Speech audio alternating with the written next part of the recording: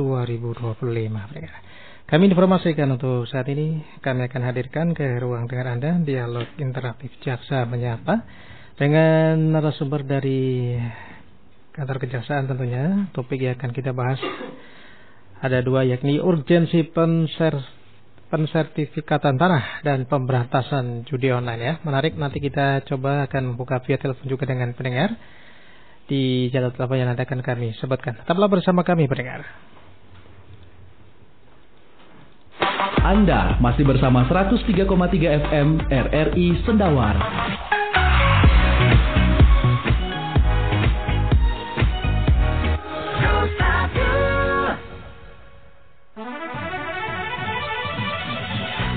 RRI Sendawar dengan program siar berikutnya.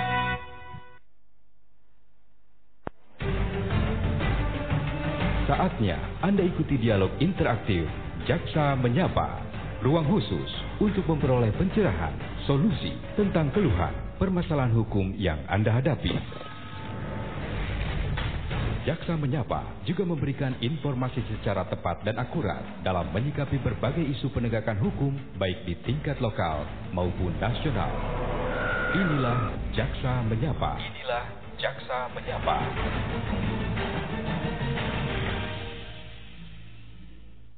Selamat pagi pendengar, kembali lagi di dialog interaktif Jaksa Menyapa RRI Sendawar di edisi hari ini Selasa 15 April 2025 pendengar.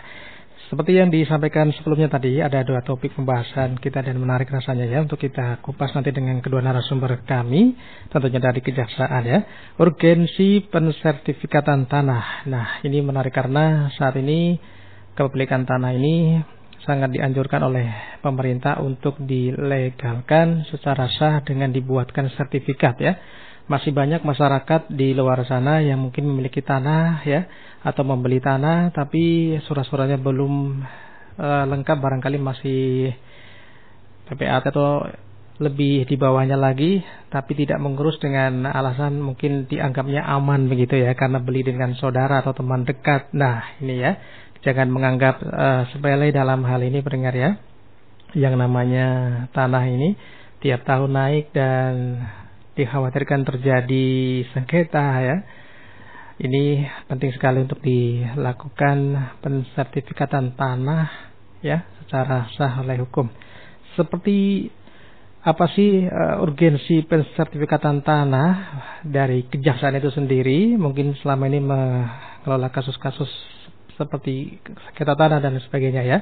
Dan juga nanti ada juga topik tentang pemberantasan judi online ya. Ini sudah lama juga nih kasus judi online, mungkin sempat menyita perhatian Presiden RI kala itu Pak Jokowi juga sebelumnya ya, yang juga sangat mengecam judi online dan memberikan sanksi yang tidak main-main ya.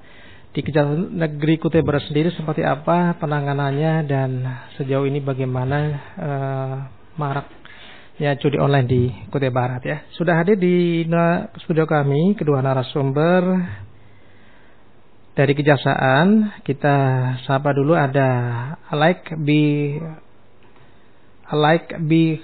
Bihmil ya, Hakim SHMKN ya. Selamat pagi Pak Alaik ya. Iya, sebentar. Selamat pagi Pak Alaik. Ya, selamat pagi Pak. Iya, ini agak susah namanya ya. Ini dari Kasidatun Kejari Kutai Barat, dan kalau sebelahnya sudah tidak asing ada Pak Diki Rahman Perdana SH. Selamat pagi Bang. Selamat pagi. Dua narasumber alhamdulillah sehat ya. Baik, ada dua topik ya tentang urgensi persertifikatan tanah. Ini mungkin yang membidangi Pak Alaik, betul? Yap. Ya, dan nanti dengan Pak Dik ini tentang judi online ya. Betul.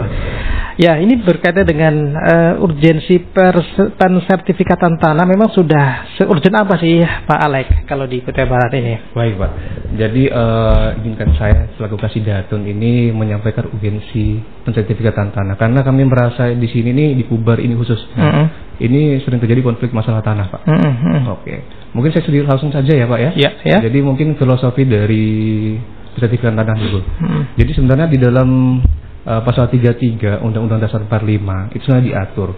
Jadi semua bumi, air, udara dan sebagainya yang ada di NKRI ini adalah milik negara dan semua itu dipergunakan untuk semuanya khusus untuk kemakmuran rakyat. Jadi segala tanah air yang ada di dalamnya itu sebenarnya adalah milik negara. Di filosofi pertamanya seperti itu dulu.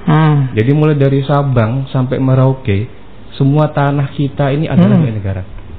Nah terus bagaimana Pak dengan orang yang membeli tanah, jual beli, kemudian ada yang menggunakan dari waris dari orang tua, ada yang hibah dari keluarga. Jadi ternyata sebenarnya itu tanah itu adalah titipan Bapak. Itu filosofinya. Karena ketika pemerintah ingin mengambil tanah itu mereka bebas-bebas saja Pak.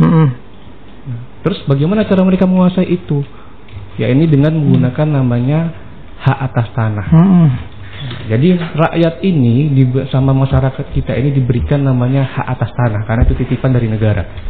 Nah, jadi sejak zaman dulu Pak, dari sejak Undang-Undang Pokok Agraria itu tahun 1960 itu sebenarnya sudah ada perintah dari undang-undang agar mengkonversi semua tanah di Indonesia ini agar disertifikatkan Pak.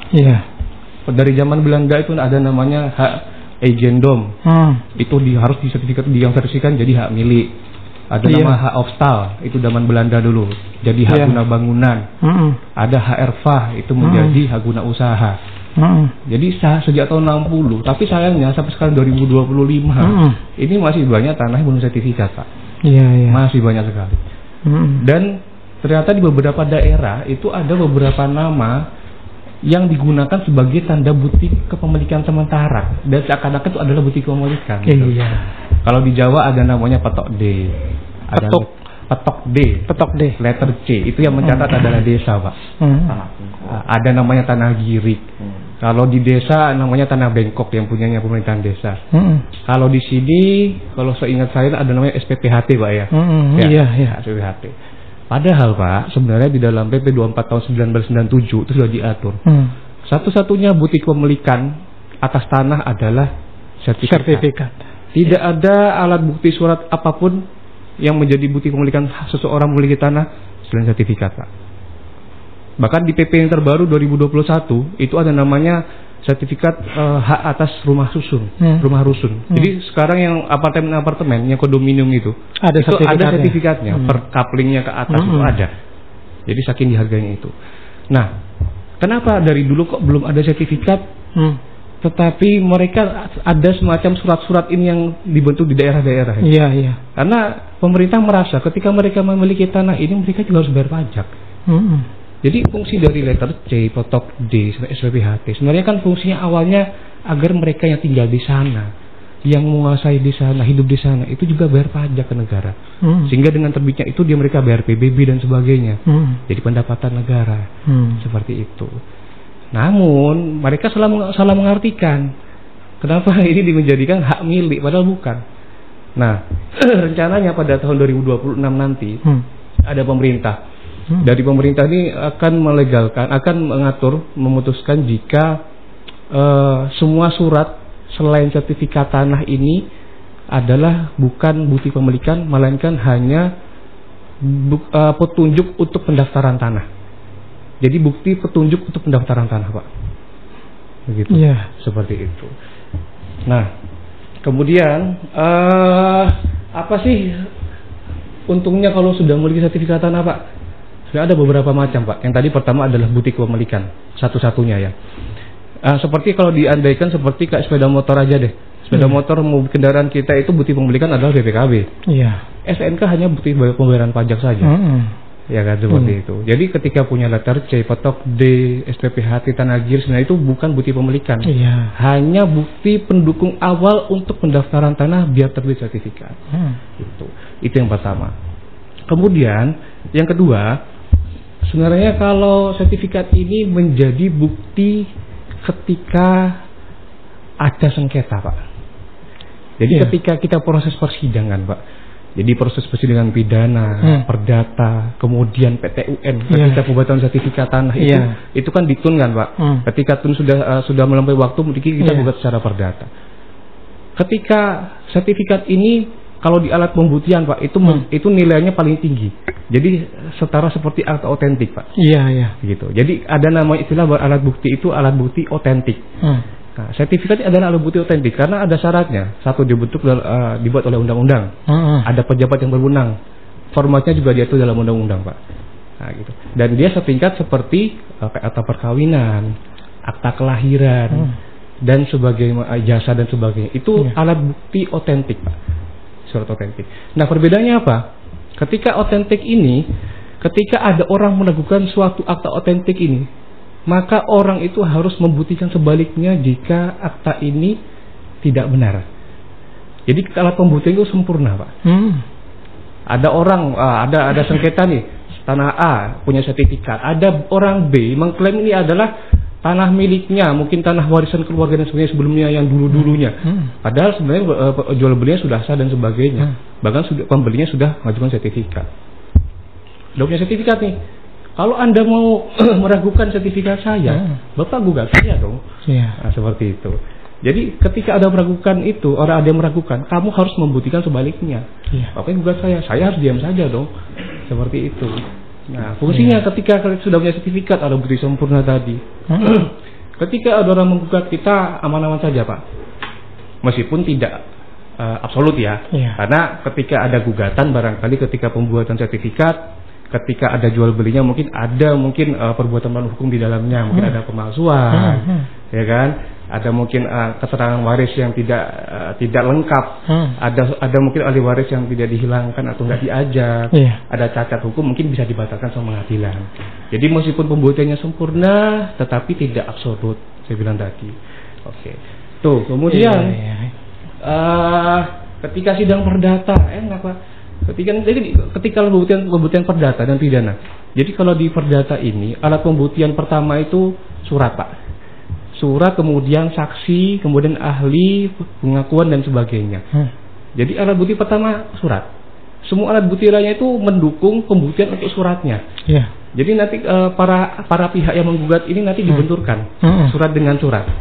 Nah, berbeda dengan kalau pidana. Kalau pidana kan alat bukti pertama adalah saksi. Nomor 2 surat, nomor 2 ahli, 3 surat petunjuk keterangan terdakwa. Surat hanya nomor 4, Pak. Karena paling pertama kita saksi sebenarnya kalau di pidana. Tapi kalau di perdata, PT, UN itu paling pertama adalah surat.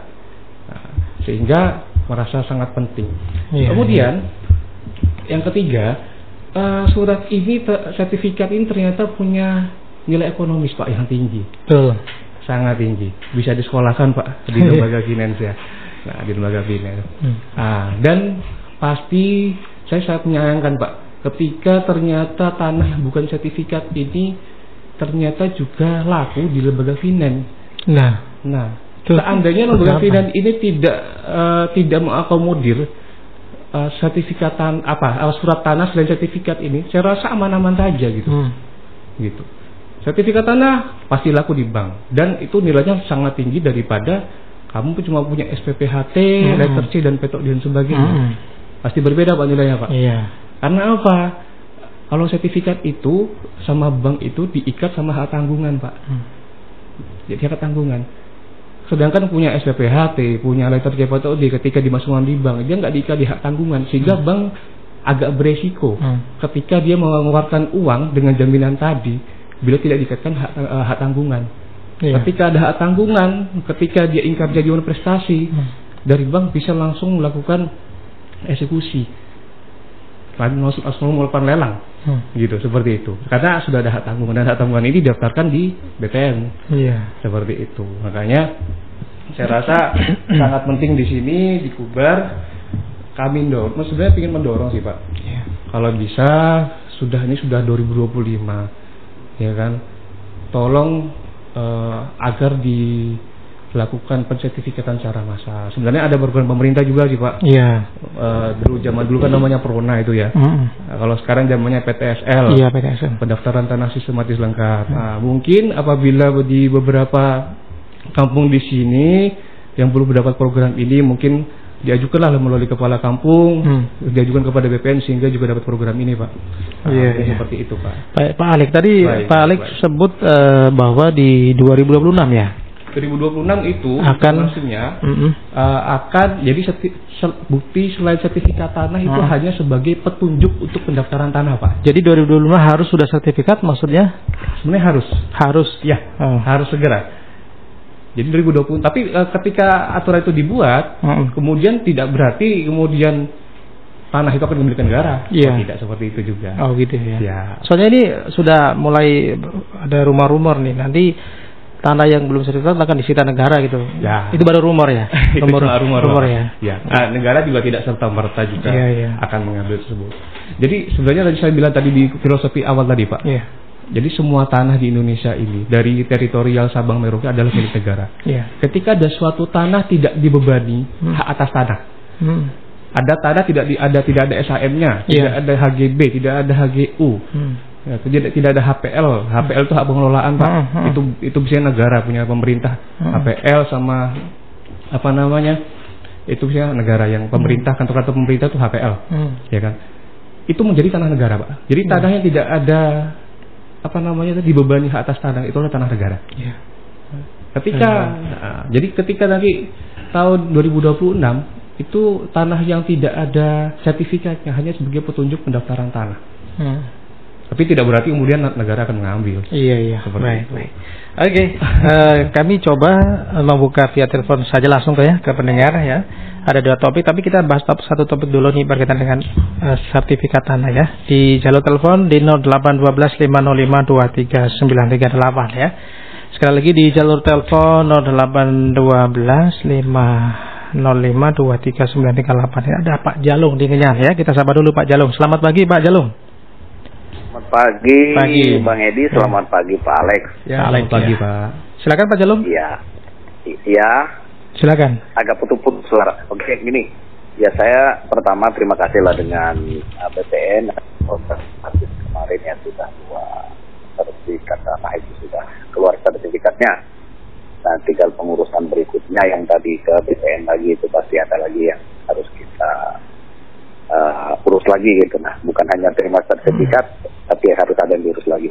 Nah, cuma satu yang perlu ini disosialisasi oleh BPN adalah ada dampak dari sertifikat ini. Tadi semua dampak baik tuh, keuntungan baik. Tapi yang perlu ditegaskan, kalau sudah punya sertifikat, ini pajaknya berapa sebenarnya? Pajaknya berapa? Banyak masyarakat ini urus, mereka tidak tahu nanti ada kewajiban bayar pajak yang lebih besar dari PBB pada saat kita hanya punya PPAT kan gitu kan. Jadi itu saya kira perlu dijelaskan karena tidak semua orang punya sertifikat. Tujuannya ekonomi, bisnis untuk digadaikan dan lain sebagainya, hanya menyimpan data itu kan harus ada kewajiban, itu yang pertama. Yang kedua, saya ini adalah pemerhati masyarakat adat, hutan tanah adat atau banyak orang kampung punya hak. Dia tidak memiliki surat, mungkin agak jauh, ada lembu, ada apa di sana. Dengan aturan 2026 nanti itu sangat berbahaya menurut saya terhadap kepemilikan. Karena ini lebih menguntungkan. Halo? Iya, Mas, sebentar. Akan lebih menguntungkan pihak perusahaan yang akan menyerobot tanah-tanah tersebut. Saya kira ini aktivis pembela masyarakat adat dan lain sebagainya ini saya kira ini akan menjadi konsen mereka untuk membela masyarakat adat ke depan. Karena banyak kepemilikan, maka ini ada kuburan nenek moyang kami di sini, ada ini. Kalau undang-undang BPN ini nanti pokoknya hanya sebagai syarat untuk mengusulkan sertifikat, wah itu lemah sekali. Jadi dari dulu memang ini sengaja kayaknya negara melemahkan kepemilikan komunal masyarakat adat ini. Oke, saya kira itu saja. Terima kasih, tapi banyak hal baik yang kita dapatkan. Tapi yang poin pertama tadi penting itu dijelaskan. Oke, terima kasih. Oke, Pak Alex langsung ditanggapi ya. Silakan Pak Alex. Terima kasih Pak Jalu atas pertanyaannya. Baik, nanti saya koordinasi dengan BPN juga Pak. Jadi ketika ada program PTSL itu juga harus mensosialisasikan ya. Jadi tidak hanya bumbu manisnya di depan, nanti yang penting sertifikat jadi, kemudian lupa tanggung jawabnya atas beban pajak atau PBB dan sebagainya. Sebenarnya kalau masalah pajak itu Pak, itu kan diatur di dalam perda masing-masing daerah. Dan bisa setiap ganti bupati bisa juga diganti perda masing-masing antar pajak PBB tadi. Besarannya tidak tentu Pak. Ada yang mungkin mereka melalui zona, ada zonasinya gitu. Jadi zonasi 1, zonasi 3 sampai mungkin perbatasan Kubar. Dan sebenarnya kalau setahu saya Pak, meskipun dia dari awalnya SPPHT kemudian jadi sertifikat, itu tidak ada perubahan biaya atas PBB-nya itu loh, tidak ada kenaikan. kecuali peraturan daerah mengenai PBB-nya ada kenaikan, ada perubahan, ya kan? Jadi meskipun kan sebelum jadi sertifikat Bapak juga sudah mendaftarkan pajaknya, ada PBB-nya, sudah bayar pajak. Saya rasa ketika ada pensertifikatan kembali jadi sertifikat tidak ada perubahan, kecuali ada perda tadi mengatur.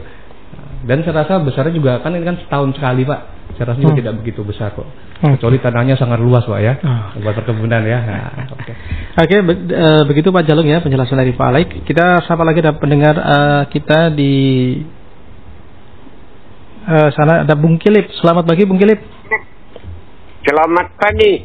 Ya, selamat pagi Bung Kilip, silakan. Ini masih berkenaan dengan Betul. Saya mau tanya. Ya. Itu di Muara Barong, tepatnya di RT 3, Kelurahan Melak Ilir, Kecamatan Melak. Kami punya lahan di sana termasuk kebun buah. Nyatanya pernah sengketa diurus oleh Presidium Justinus Dulah sampai turun lapangan. Dinyatakan pihak kami pemenang. Nah, tapi saya nanyakan kepada Bapak pihak kelurahan, minta surat tanah tersebut mulai dari KTA dan seterusnya. Nyatanya mereka bilang itu tanah sengketa. Loh, sengketa seperti apa? Putus tidak ada oleh Presidium Dula, tapi masih pihak pihak kelurahan Melailir masih tidak mau membuat itu surat. Jadi gimana itu Pak? Terima kasih dari Bung Kilip. Bung Kilip, ya silakan Pak Alex. Mohon maaf, ini beli tanah pribadi apa tanah sebenarnya? Sebentar, mungkin masih terputus sudah. Ya, mungkin tanah pribadi mungkin. Tanah pribadi ya. Jadi ketika sudah beli tanah pribadi, tanah perkebunan, kemudian mengajukan ke kelurahan, tetapi ada nggak bisa diurus lanjutkan lagi karena ada sengketa. Ya, sengketanya harus diperjelas juga Pak. Kalau menurut saya sengketa itu ketika ternyata tanah ini ternyata lagi ada mengajukan gugatan sengketa hukum di pengadilan. Itu maksudnya sengketa. Jadi ketika tidak ada gugatan apapun itu bukan masuk dalam kondisi sengketa. Mungkin sekarang lagi juga gugatan nih, kemudian sudah putus ternyata masih upaya hukum banding kasasi ke Mahkamah Agung atau mungkin ada sidang PT-UN gugatan tun. Nah, itu namanya sengketa. Jadi ketika tidak ada masalah seperti itu, ya nggak bisa dibuktikan sebagai kondisi sengketa menurut saya seperti itu. Jadi mungkin ditanyakan lagi Pak, sengketanya itu seperti apa? Ya, Bung Kilip mungkin bisa disambung lagi Bung Kilip ya. Tadi lebih spesifiknya pertanyaannya mengenai sengketa yang kalau sengketa ya berarti sudah masuk ke pengadilan ya. Ke pengadilan. Kalau cuma rembuk-rembukan musyawarah menurut saya belum masuk sengketa. Itu kan masih dinegosiasikan Pak. Iya. Oke, baik. Saya dengar nih Pak Alex ya, bahwa sertifikat sekarang juga nanti pencetakannya secara fisik bukan lagi yang seperti dulu ya. Online. Sertifikat malah ya. Itu benar, digital. Ya. Jadi nanti karena gini Pak, kalau setahu saya mungkin di Jawa dan dimanapun ya, gudang buat menjaga sertifikat itu. Jadi sebenarnya kalau yang kita dapat Pak, sertifikat itu sebenarnya adalah salinan Pak. Karena aslinya sebenarnya ada di BPN. Jadi semua yang digitalnya. Enggak. Ini kita ngomong sebelum digital. Jadi sertifikat kalau Bapak punya tanah ini kan ada sertifikat. Itu sebenarnya ada salinan. Salinan ya. Aslinya itu ada di BPN, Pak. Yang aslinya benar-benar aslinya. Jadi ketika sertifikat kita hilang, kita bisa ajukan lagi buat dicetak baru, ada salinan ulang seperti itu. Dan gudangnya BPN sebenarnya itu biasanya besar. Mereka tuh sewa tempat gudang khusus penyimpanan sertifikat. Karena kondisinya takut ada rayap, banjir, kebakaran sebagainya sehingga memang sekarang teknologi sudah maju Pak. Kalau bisa nanti sertifikat akan dirubah jadi digital semua. Itu masih wacana berarti? Sudah mulai proses. Sudah ya? Iya, sudah masih proses. Nah itu kalau dialihkan ke sertifikat digital itu keamanannya seperti apa? Karena digital kan marak ya, risiko juga dengan pencurian data apa sebagainya. Iya. Berarti kan kita tergantung dari pihak yang mengakomodir itu Pak. Contoh gini, sertifikat digital nih mau kita pakai buat ke bank, kita anukan ke bank kan harus meng-cross check. Tentunya bank juga punya sistem juga yang ke BPN, jadi menghubungi BPN dong, mengklarifikasi apakah sertifikat ini adalah benar atau tidak, atau jangan cuma palsu, gitu. Justru digital saya rasa mungkin lebih aman. Lebih aman ya? Iya. Kalau menurut Pak Alex begitu ya. Yang penting dari yang pihak ketiga yang mengakomodir ini harus harus konsisten dan dia harus detail, Pak. Jangan sampai mereka yang malah main-main nih. Iya kan? Tiba-tiba sertifikatnya orang, terus yang mengajukan bukan orangnya, di ACC, cair duit. Berarti pihak ketiga mengakomodir ini yang harus berhati-hati. Betul. Untuk aman bagi yang punya, saya rasa aman aja. Pihak yang mengambil ini, lalu oknum-oknum tertentu yang mengambil alih menjadi keuntungan di atas itu. Itu aja. Yang perlu diawasi mungkin ya. Iya. Kalau secara keamanan dalam arti menghindari kebakaran, rayap dan sebagainya itu memang digital lebih bagus ya. Karena saya tahu tuh Pak, ada kantor BPN itu memang sampai 2 gedung itu nyimpan sertifikat, Pak. Sertifikat semua. Itu terpisah dari gedungnya dia. Dia sewa rumah sendiri, 2 rumah itu buat hanya sertifikat orang bertumpuk-tumpuk gitu ya. Iya. Baik, ini ada lanjutan lagi dari Bung Kilipnya. Iya, Bung Kilip silakan. Bentar. Ya, silakan, lebih slow aja, silakan. Tadi kan masalah surat tanah. Surat itu kami sudah minta ke Kelurahan Melailir. Dari pihak Kecamatan Melailir, Kelurahan tidak berani membuat surat karena tanahnya pernah sengketa gitu. Sudah ada keputusan dari Presidium, sudah ada. Itu keputusan dari Dula. Surat tanah apa ya, Pak? Minta surat tanah. Ya itu sudah ada keputusan dari Pak Dula dulu. Pak Dula Justin Dula Kelurahan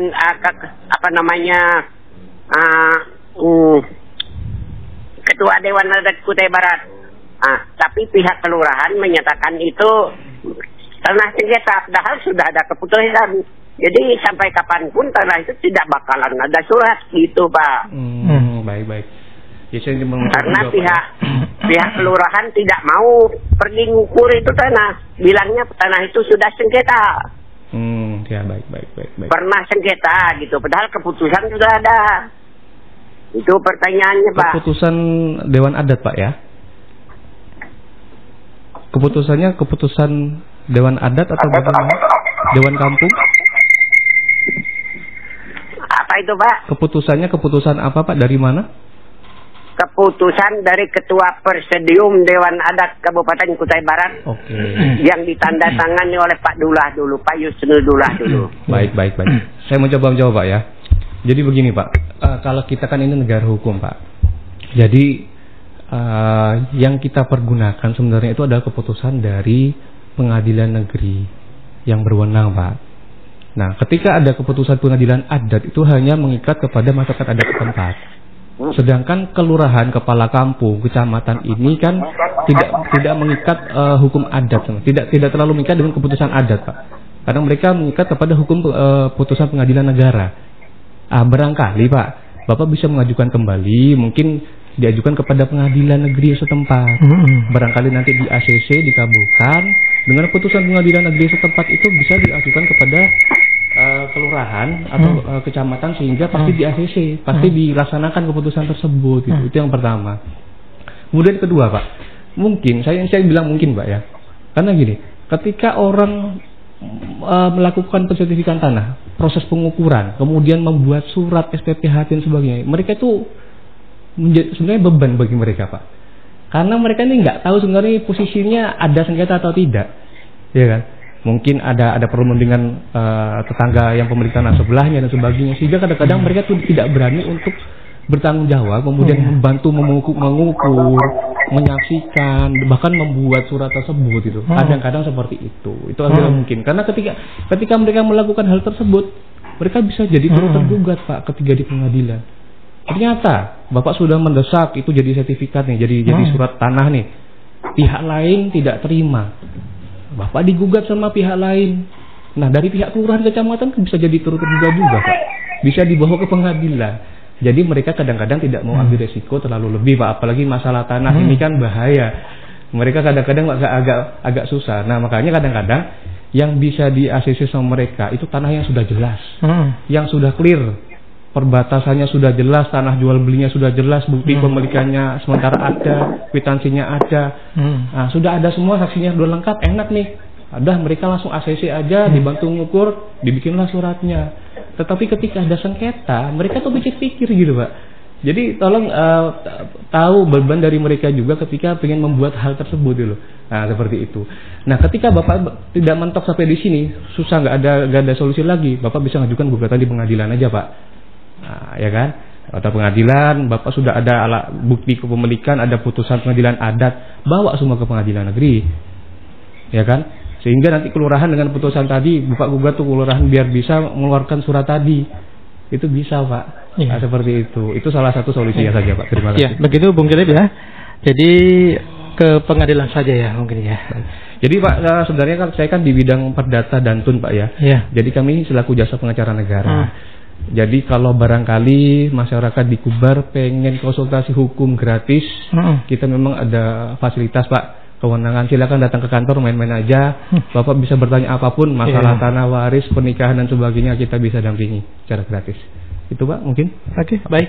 Demikian ya Bung Kilip ya di sana ya sudah bergabung tadi, semoga lebih jelas ya. Di belakangnya Bung Kilip silakan yang mau bergabung di 0812 505 2393 8 ya. Tadi sudah berkaitan dengan tanah ya. Kita coba ke Bung Diki ini ya mengenai judi online ya. Judi online di Kutai Barat ini ya sudah semarak apa ini? Sejauh mana Kejaksaan melihat tingkat urgensi pemberantasan judi online di Indonesia nih, Bung Diki? Baik, terima kasih Bung Edi. Menurut hemat saya selaku kami di bidang intelijen, kami mengawasi ketertiban dan ketentraman umum terhadap perilaku masyarakat terkait mengakses judi online. Di sini untuk wilayah Kutai Barat kami masih melakukan monitoring terkait pelaksanaannya, karena sehemat kami menurut terjun ke lapangan, kami pelaksanaan check and recheck, melihat nggak usia orang dewasa aja Bung.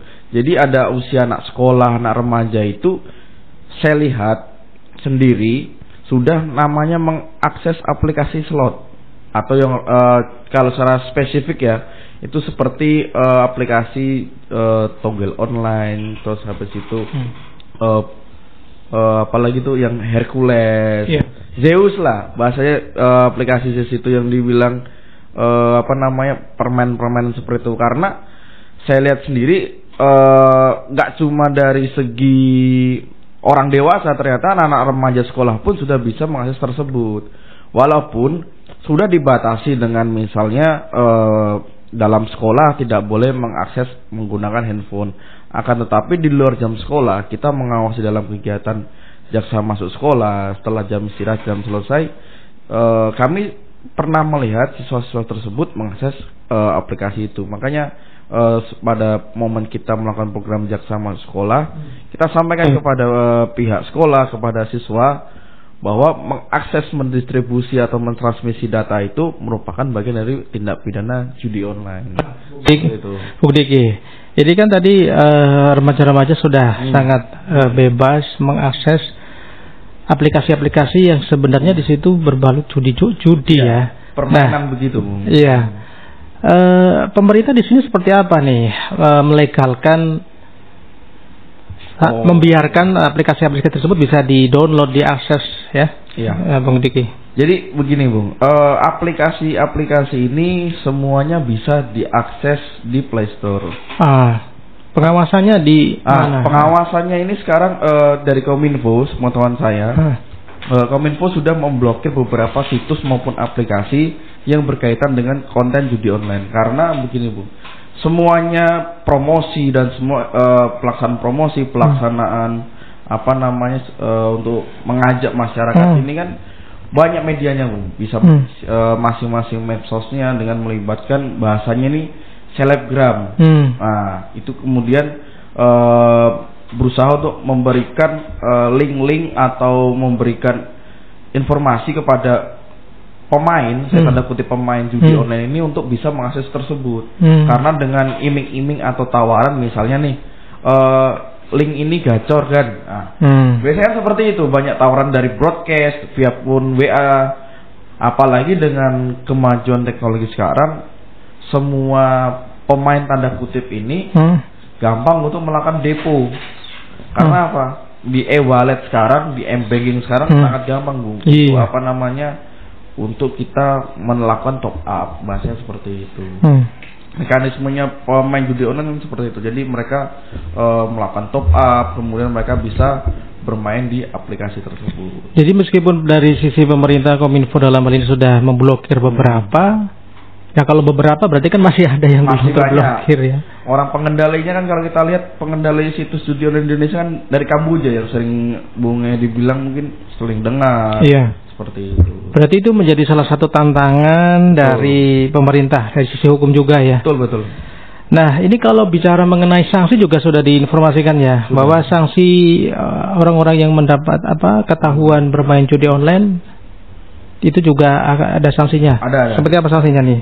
Jadi begini Bung, jadi dalam KUHP kita masih mengadopsi KUHP lama di pasal 303, 3031 ke bis ke 1 bahwa perilaku judi ini ada sanksi pidana yang mengaturnya. Kemudian di Undang-Undang ITE, Undang-Undang nomor 8 2011, nomor 19 2016 dan yang terbaru nomor 1 tahun 2024 bahwa dalam mengakses termasuk judi online, kalau KUHP lama belum mengadopsi tentang judi online, judi sabung ayam, judi main kartu dan seterusnya.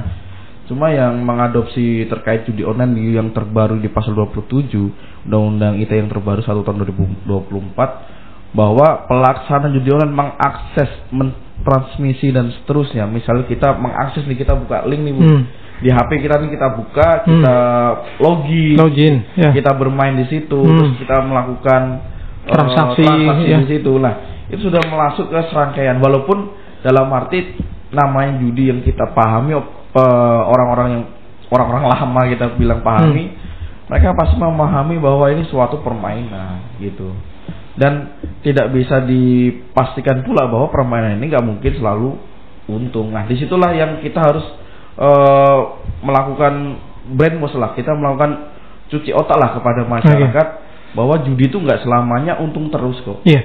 Intinya ada pidana hukum lah ya. Pidananya, regulasinya pasti ada. Penjara gitu ya. Iya, ada hukumannya. Langkah-langkah strategis yang untuk membatasi akses platform judi online internasional nih. Wah, kalau internasional oke. Luas ya Bung. Kalau dari segi kita, dari yang bisa kita lakukan sehari-hari Bung, dari masyarakat biasa seperti ini, jika kita melihat langsung, dalam arti kita melihat orang sedang mengakses aplikasi, mengakses situs web yang mengarah ke judi online, kita bisa sampaikan ke orang tersebut untuk himbau lah. Kita udah himbau dalam arti kita nasihatin, kita secara preventif lah.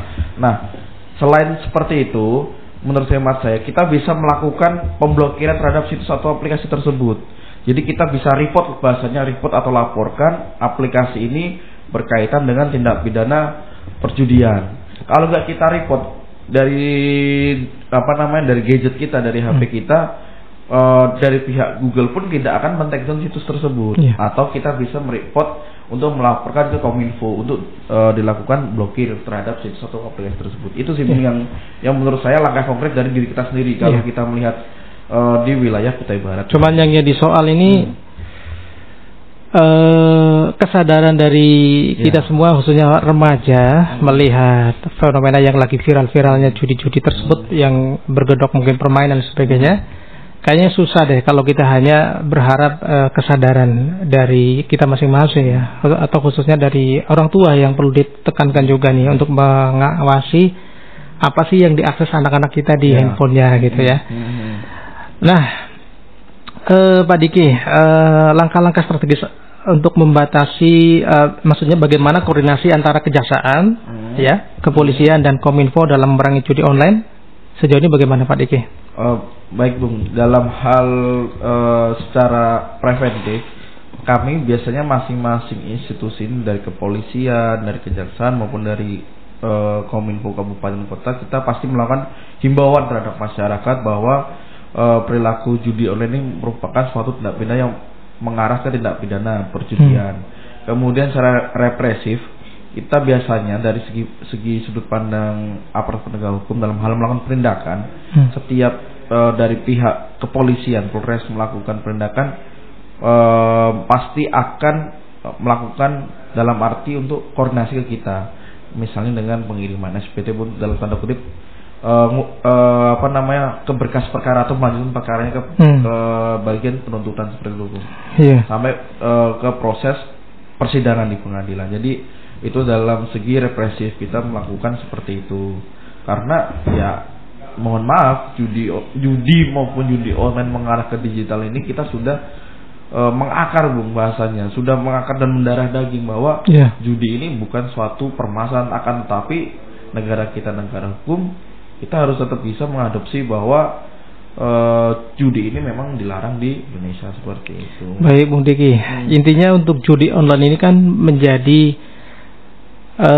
penyakit masyarakat di era digitalisasi saat ini. Kalau dulu masih judi yang konvensional gitu ya, yang jadul-jadul itu malah meskipun susah-susah diberantas juga, tapi nggak semuanya bersih memang. Kan masih ada lagi. Artinya kalau dibandingkan dengan judi online sekarang, penanganan dan pemberantasannya lebih sulit yang sekarang ya. Lebih sulit yang sekarang karena semua orang secara pribadi atau personal pun bisa mengakses itu. Nggak perlu harus, kalau judi konvensional kita harus bermain melibatkan tim banyak, orang-orang banyak masa. Kalau sekarang kan pribadi pun bisa mengakses link tersebut, misalnya kalau kita menggunakan situs atau aplikasi. Nah, dari sisi pemerintah sudah melakukan pemblokiran, dari kejaksaan, kepolisian, juga sudah berkoordinasi. Tetapi intinya masih sulit ya. Ini belum bisa. PR lagi gitu ya. PR lagi kita karena kembali lagi, selain kita melakukan penindakan secara preventif maupun represif, tapi kalau kesadaran dari kita kurang bahwa kita tidak bisa mengurangi dampak candunya, kalau saya bilang dampak candu bermain judi akan kembali dengan seperti itu. Tadi masyarakat Pak Diki menyebut anak-anak sekolah pun dengan mudahnya mengakses itu. Dari kejaksaan menemukan tidak ada keterlibatan aparat juga yang mungkin melakukan judi online juga? Kalau dari sudut pandang saya, dari segi kita melakukan koordinasi untuk di wilayah Kutai Barat sendiri, kami belum menemukan masih kategori belum menemukan adanya perilaku seperti itu. Untuk aparat APH maupun ASN kita belum seperti itu. Belum ya. Ya mudah-mudahan sih nggak sampai ya. Karena kalau soal narkoba saja masyarakat kan dilarang tapi ada juga oknum oknum betul. Oke, baik ya, untuk pendengar yang mungkin ingin bertanya-tanya mengenai judi online dan bahayanya, silahkan bersama Pak Diki kali ini di 0812 505 2393 ya. Judi online ini memang susah gampang ya. susah diberantas ini ya. Ya, 0812 505 2393 bersama kedua narasumber kita di pagi ini ada Pak Alek dan Pak Diki. Pak Alek ya dari Kasidaton ini membahas mengenai pensertifikatan tanah ini ya. Kalau dengan Pak Diki membahas mengenai judi online, silakan kami tunggu atensinya di 0812 505 2393. Ini kalau dari Pak Diki sendiri, secara pribadi untuk mengamankan diri dan keluarga dari judi online ini, yang paling efektif apa nih yang mungkin Pak Diki terapkan? Yang pertama dalam hal lingkup keluarga ya, kita dari segi paling kecil dulu, antara orang tua dan anak. Jadi orang tua jangan lupa untuk melakukan kontrol terhadap anaknya, dalam arti begini, dengan gampangnya anak diberikan HP bahasanya sampai lupa melakukan kontrol terhadap pelaksanaan atau penggunaan HP tersebut. Padahal di HP ini juga ada biasanya itu namanya kontrol orang tua. Jadi bisa juga nanti kalau orang tuanya tidak gaptek, paham dengan teknologi, bisa coba dicek nih di masing-masing handphone bahwa ada namanya pengaturan kontrol orang tua di situ. Nah disitulah bapak dan ibu bisa mengawasi bagaimana anak-anak bapak ibu semua mengakses, kemudian mengkonsumsi apa saja dari dampak digital ini, Bung, seperti itu. Oke, baik. Ini waktunya sudah hampir merapat ke pukul 10 pendengar ya. Mungkin kita beri kesempatan kembali untuk Pak Alek ya menyampaikan intisari dari urgensi pensertifikatan tanah. Ya, silakan Pak Alek. Baik Pak. Jadi seperti saya sampaikan tadi Pak Bung, sertifikat itu sangat penting karena itu adalah bukti satu-satunya kepemilikan atas tanah. Mungkin saya sedikit ada saran ya buat beberapa masyarakat sama UPD di sini. Yang pertama mungkin masyarakat yang ingin melakukan pengalihan atas tanah seperti jual beli, hibah waris, tolong dilakukan oleh pejabat yang berwenang Pak. Tolong dibuat oleh notaris atau PPAT. Ya, jangan dibuat di bawah tangan. Karena di bawah tangan ini yang tidak cuma hanya saksi-saksi siapa itu bisa diingkari, sangat mungkin diingkari. Ada dihianati dan itu sering terjadi. Sampai timbul aneh-aneh konflik di kemudian hari. Jadi makanya, kalau ada transaksi jual beli tanah, libatkan notaris, hibah dan sebagainya. Tolong ke notaris PPAT karena itu adalah pejabat yang berwenang yang ditunjuk, Pak. Kalau bisa jangan di kampung dan di kecamatan. Itulah pejabat berwenangnya. Memang Pak Camat bisa menjadi PPAT sementara Pak.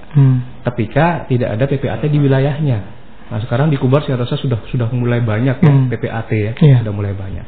Kemudian untuk kepada Pak Camat yang masih mengeluarkan SPPHT, tolong disampaikan. Ketika sudah ada SPPHT jangan sampai stop di situ. Habis itu tolonglah diarahkan kepada mereka untuk sertifikatan tanah. Ajukan kepada BPN serta bukti-bukti pendukungnya semua. Itu yang kedua. Oke, yang ketiga tadi saya bilang sampaikan monggo kalau mau konsultasi ke kejaksaan karena kita ini nggak cuma ngurus pidana saja Pak. Saya di sini di bidang perdata dan pun nanya masalah apapun monggo. Kita untuk masyarakat kita secara gratis Pak. Kita juga bisa bantu untuk kayak pembatalan pernikahan, kemudian pembubaran PT, yayasan dan sebagainya kita bisa dampingi secara gratis. Baik Pak Diki silakan untuk judi online-nya. Baik, terima kasih Bung. Jadi saya sampaikan bahwa agar masyarakat Kutai Barat khususnya dan Mahkamulu, saya ulangi sekali lagi, dampak judi online walaupun dilihat sepele tapi jika dibiarkan berulang-ulang dan berlarut, ya kita sendiri yang merasakan dampaknya itu Bung. Dari segi finansial atau ekonomi yang bermasalah, kemudian belum lagi sampai ke arah pidana. Jadi kami menghimbau untuk masyarakat sadar akan dampak dari judi online tersebut. Terima kasih. Dan sejauh ini tidak ada orang yang kaya raya setelah judi kecuali bandar judi online kecuali bandar ya. Jadi untuk para pemainnya ini malah justru mereka yang terus terusan diperas itu. Terungkap bahasanya Bu. Ya baik, terima kasih Pak Diki dan Pak Alek untuk bincang-bincangnya di Dialog Interaktif Jasa Menyapa di edisi hari ini Selasa 15 April 2025. Kita jumpa lagi mungkin lain waktu ya Pak Diki, Pak Alek ya dengan topik-topik yang lain. Terima kasih pendengar. Sampai di sini kami hadirkan Dialog Interaktif Jasa Menyapa. Sampai jumpa dan selamat siang. Terima kasih. Terima kasih Anda telah mengikuti Dialog Interaktif Jaksa Menyapa. Partisipasi Anda membantu meningkatkan dukungan dan kepercayaan publik terhadap institusi penegak hukum.